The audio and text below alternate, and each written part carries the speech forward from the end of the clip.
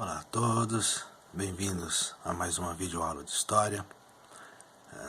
Vamos continuar aí com o assunto, dois assuntos na verdade, a Guerra dos 100 Anos e a Peste Negra, mas o mais importante, dar um bem-vindos, voltando, depois de um recesso aí de umas férias no meio de ano, fizeram, espero eu, responderam aquelas perguntas, fizeram atividade. Espero que todo mundo esteja bem, que tudo esteja dando certo. A gente sabe que é uma situação complicada, mas a gente tem que torcer para que as coisas deem certo. De qualquer forma, vamos embora para o assunto. O primeiro deles, a Guerra dos 100 Anos. Então, o que foi isso aí? Foram diversos conflitos entre a França e a Inglaterra pela posse do trono da França, ou seja, a França queria continuar sendo dona ali da França, mas a Inglaterra queria mandar onde era a França. Então, esses dois países, aí, França e Inglaterra, iam brigado de 1337 até 1453. Se for reparar, fazer a continha aí, vai dar mais de 100 anos, mas vamos dizer assim, para arredondar, o pessoal chama de Guerra dos 100 Anos. Então, tem algumas imagens aí daquela época das batalhas. Óbvio, né? Mais uma vez, não tem foto, não tem nada disso, mas tem muitas imagens. E nessa Guerra dos 100 Anos teve uma personagem que se destacou muito. Era uma mulher, Joana d'Arc. Essa francesa começou, né? Ela dizia ter visões, né? Aos 13 anos. E de jovem ali, ela cortou o cabelo, se alistou no exército francês. Ou seja, ela se fez passar ali por um homem.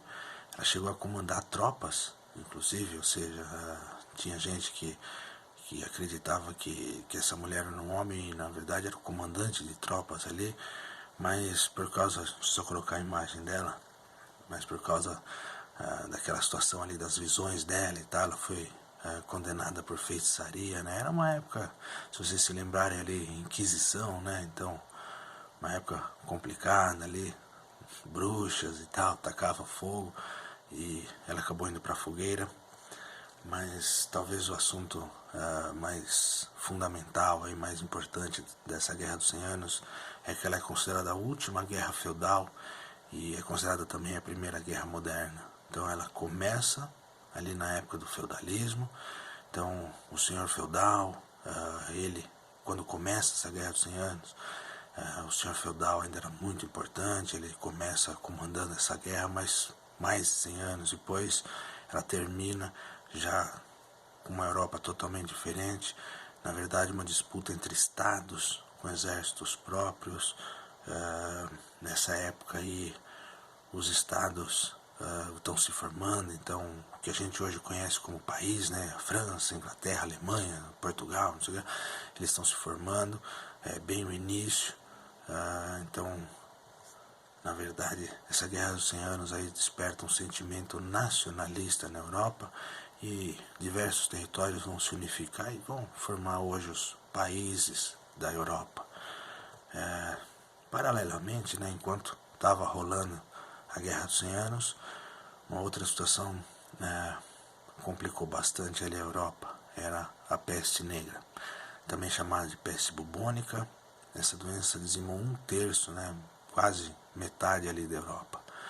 Então foi de 1346 até 1353 e é uma situação bastante complicada, porque o que nós estamos vivendo hoje, entre aspas, é mais ou menos o que acontecia ali, até uma de certa forma decorrência. Então vamos lá, vamos entender como que a peste negra chegou na Europa. Os europeus foram para a Ásia, ali na região da Mongólia, perto da China e tal, e esses italianos, né, os genoveses, que hoje a gente chama de italiano, eles levaram essa doença ali para a Península Itálica, para a Itália. Então, dentro dos navios, ratos acabaram entrando no navio, e nos ratos tinham pulgas, e nessa pulga, olha aí, tinha uma bactéria nociva, uma bactéria ruim, e essa bactéria se espalhou muito rapidamente na Europa. Não tinha vacina, não tinha cura, não tinha muito o que fazer.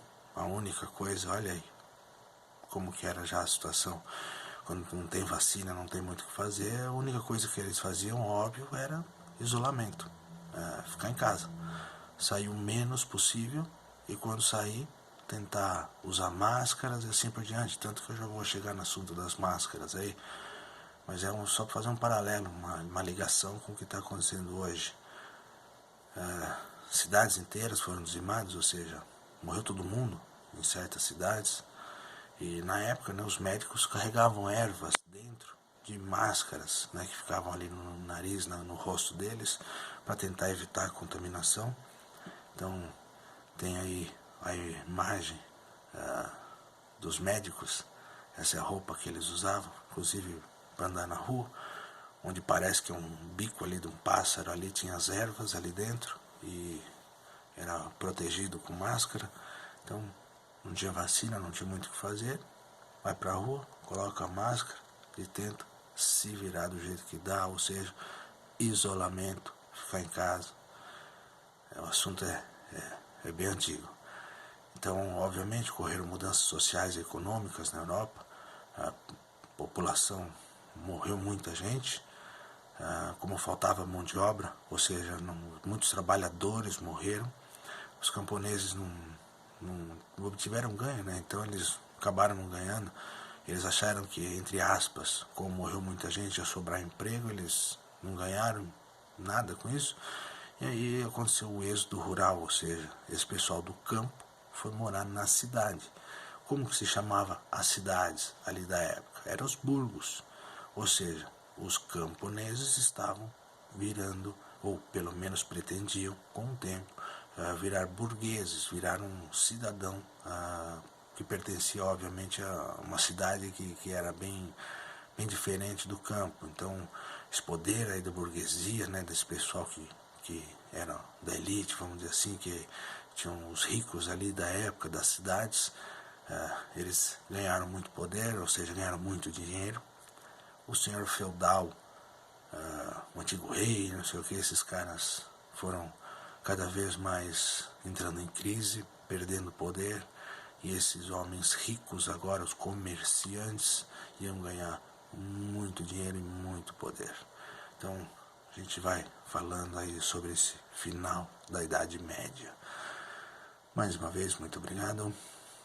Espero que vocês continuem com juízo, se cuidem, fiquem em casa, tá aí o exemplo.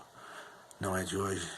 Se tem vacina, se tem o que fazer, se tem remédio, vai, pá, toma um remédio, faz o que dá. Não tem, ixi, cara, complica. Tem que ficar em casa, tem que ser isolamento, tem que se precaver com máscara e assim por diante.